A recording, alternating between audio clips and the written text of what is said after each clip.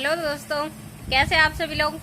आज मैं 11th class की जो मैथ है उसका चैप्टर 1 सेट्स कराने वाली हूँ। मुझे कमेंट करके कहा था पुनीत ने, शायद हाँ पुनीत ने, तो मैं आज उनके लिए ये चैप्टर कराने वाली हूँ। और एक और बात, अगर आप मुझे कमेंट करके बताए तो एक बार ये और बता दीजिए कि हिंदी मीडियम या इंग्लिश मीडियम, क्योंकि दोनों पता नहीं लगता ना कौन सा किसके लिए बोल रहा है, हिंदी मीडियम के लिए या इंग्लिश मीडियम के लिए। तो इसमें एक बार ये भी लिख दिया करो, हिंदी मीडियम या इंग्लिश मीडियम। तो चलिए वीडियो की शुरुआत करते हैं।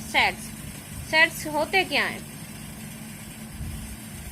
Any well-defined collection of objects which are different from each other and which we can see or think of is called a set। तो मैं उदाहरण देख के बता देती हूँ आपको। तो जैसे ये एक सेट, ये लगा लो सेट है। अब इसके अंदर जो एलिमेंट, जो वर्ड है, ये 1, 3, 5, 7 और 9, ये पूरा मिला के ये सेट बनता है पूरा। अब हम ये सेट तो बहुत ज्यादा प्रकार के होते हैं, तो ये तो हो गया आपका सेट। अब सेट के भी तो नाम होते हैं ना, जैसे कि ये सेट का नाम हो गया और इसका बी हो गया नाम, तो इनके भी तो नाम होते हैं ना। तो ये इसका ए हो गया, इसका बी हो गया, तो ये सेट ए हो गया, ये सेट बी हो गया। अब बहुत से सेट है जो एम्प्टी सेट और नल सेट और वॉइड सेट, ये क्या है तो एक ही, पर इनको अलग अलग नाम से डालते हैं। एम्प्टी सेट और null set and void set. अब ये सेट कौन से होते हैं, इनका आइकन, इनको जाना कैसे जाता है, चिन्ह है इनका ये। अगर कोई भी सेट नली हो, एम्प्टी हो, वॉइड हो, तो उसके क्या हो जाएगा, ऐसे। ये सेट है नल। तो आपको ये समझ में आ गया होगा सेट होते क्या हैं और कौन से सेट को हम नल कहते हैं। अब मैं आपको बताऊंगी आगे कुछ एग्जाम्पल के जरिए। इक्वल सेट क्या होते हैं? इक्वल सेट होते हैं ए और बी जो दोनों बराबर हो। जैसे कि अब एक उदाहरण देखते हैं, ये इक्वल है कि नहीं है। 1, 2, 5, तो एक सेट ये है और सेकंड सेट है 1, 2, 3, 1। अब इसका करेंगे हम तो क्या आएगा,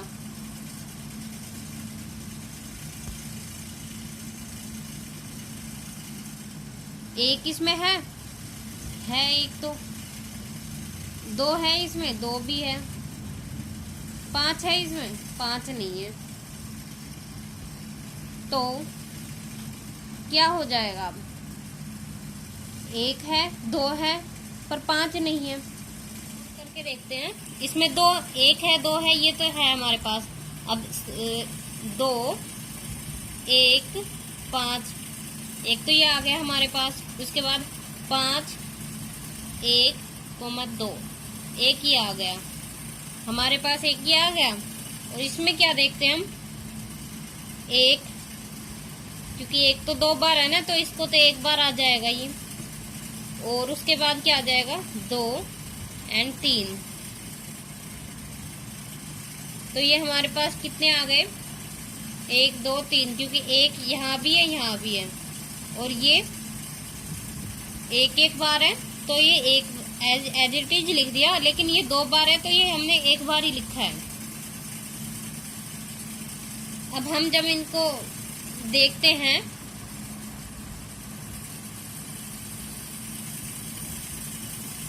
तो क्या आएगा, 1, 1, 2 2 3। ये आ गया हमारा। आया कुछ समझ में? अब जो सेट है वो बहुत प्रकार के हैं, तो मैं आपको एक्सरसाइज शुरू करा देती हूँ। उसमें जब सेट्स आएंगे, जिस जोन से सेट आते रहेंगे, जो सेट आएंगे, तो मैं उसका बताते रहूंगी सेटों का बारे में। वैसे तो सेट्स बहुत से हैं। अब जैसे कि मैं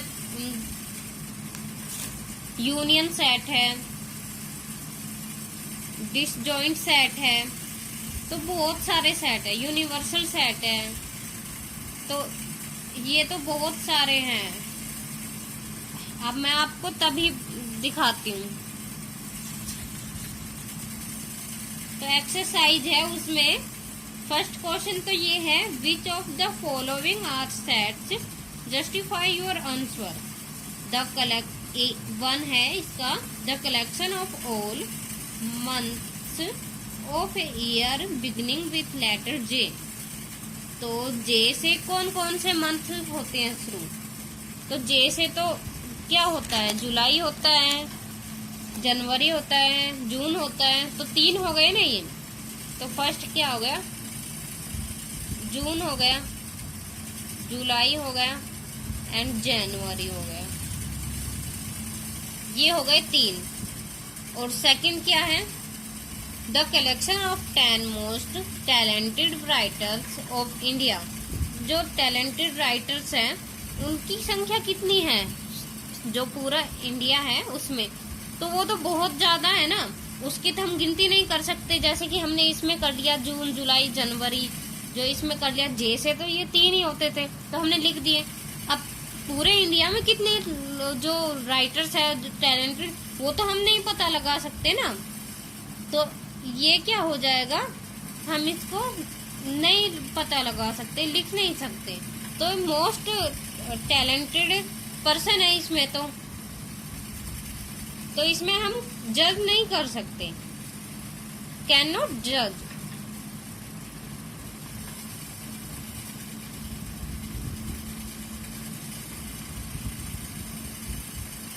तो ये क्या आ गया? Is not a set. ये सेट नहीं होगा। फिर हमें यही तो पता लगाना है कि ये सेट है कि नहीं है। तो ये तो सेट नहीं है, नॉट ए सेट। और ये सेट है क्योंकि हमने इनमें पता लगा लिया। इसका तो पता है ना, डिफाइंड है इसका, हमें पता है, एक नियमित है। अब इसका तो कोई सही है ही नहीं, हमें तो पता ही नहीं कितने हैं, हजारों होंगे, क्या पता कितने संख्या में हो। तो थर्ड है आपका, a term of 11 best cricket batsman of world. तो अब हमें वर्ल्ड का पता लगाना है, वर्ल्ड में कितने बेस्ट क्रिकेटर है। अब हम ये भी नहीं पता लगा सकते ना कि पूरे वर्ल्ड में कितने बेस्ट क्रिकेटर है, क्योंकि हमें तो सिर्फ अपने देश का पता होगा, 1-2 का पता होगा, या फिर हमें अपने पूरे देश का भी ना पता हो, क्या पता। तो ये भी इज नॉट ए सेट। आप पूरी लाइन लिख लेना, मैं पूरा नहीं लिख रही हूँ, बस यही लिख रही हूँ, इज नॉट ए सेट। आप उसका जो रीजन दे देना कि क्यों नहीं कर सकते। जो राइटर हैं बहुत ज्यादा हैं, तो हम उनका तो पता लगा नहीं सकते। तो जो ये मैंने लिखा, कैन नॉट जज, तो इसलिए इससे पहले 2-3 लाइनें लिख देना, तब एग्जामिनर पर बहुत प्रभाव पड़ता है, इससे आपका एग्जाम अच्छा लगेगा।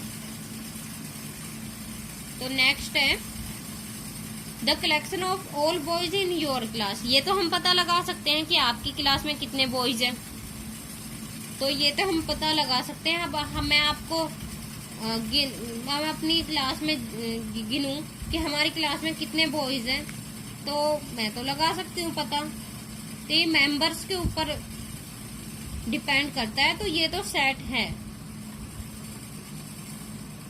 हाँ, ये बोलते पूरे विश्व की क्लास में कितने बॉयज हैं, तो हम पता नहीं लगा सकते थे। तो अब नेक्स्ट क्वेश्चन है वो, the collection of all natural number less than 100। तो 100 के नीचे जितने भी नेचुरल नंबर्स हैं वो तो हम पता लगा सकते हैं ना, तो ये भी एक सेट है। जैसे कि 1 2 3 97 19 99, तो ये तो हमें पता है ना, ये है, तो इट इज ए सेट।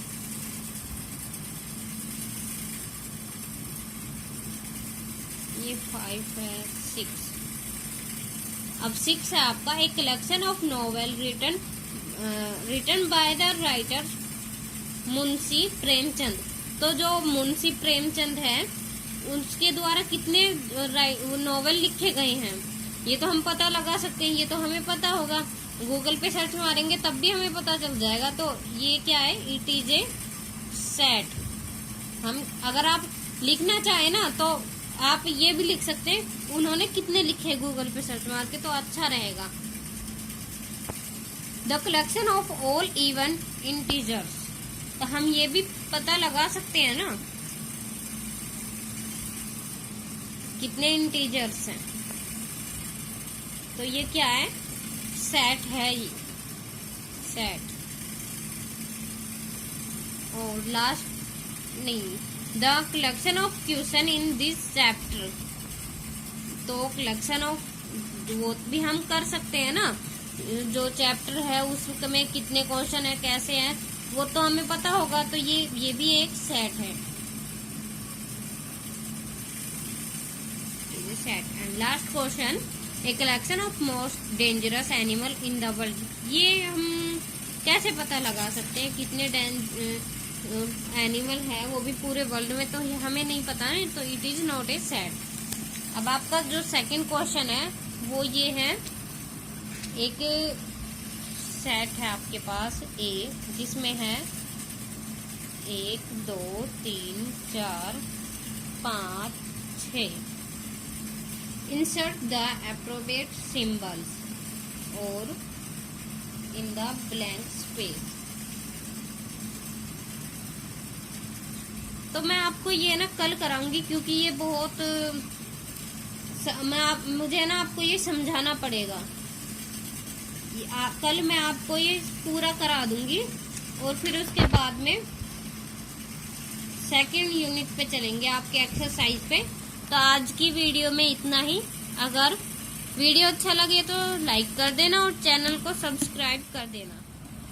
अगर आपको इसमें कुछ समझ नहीं आया हो तो कमेंट करके मुझसे पूछ सकते हैं, मैं आपको बता दूंगी। और अगर कोई और सब्जेक्ट में आपको कुछ समझ में नहीं आ रहा हो तो आप वो भी पूछ सकते हैं। आप अपना घर पे नोट्स बनाइए, अगर उसमें भी कुछ समझ में नहीं आए तो मुझसे पूछ सकते हैं या मुझे बोल सकते हैं, मैं वीडियो बना सकती हूँ आप लोगों के लिए।